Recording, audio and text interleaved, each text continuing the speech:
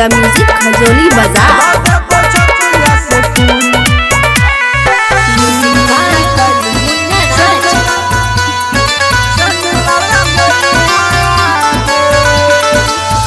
के तू दूरी मर दला छुरी न के कर बताइया गे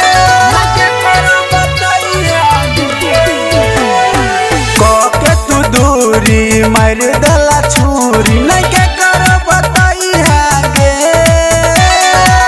दादे बछतिया से खून निकाल तू सनरा लगाइया गे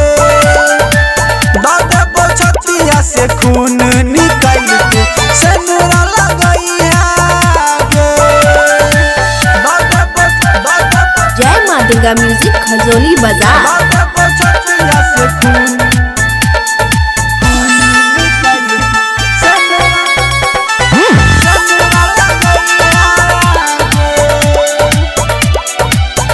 तोरा बिना हम नहीं जीवगे अब जहर जुदाई के पीबगे भूल जाई है जान तू हमारा गे हम तोरा भूल जेबगे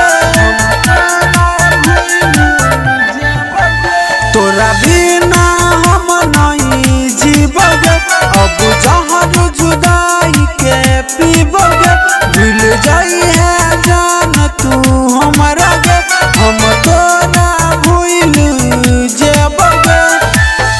के तू यारी देला काम बिगारी नहीं के करो जानई आगे दादे बछतिया से खून निकाल तू सनरा लगाई आगे दादे बछतिया से खून निकाल तू सनरा लगाई आगे जय मां दुर्गा म्यूजिक खजोली बाजार। दादे बछतिया से खून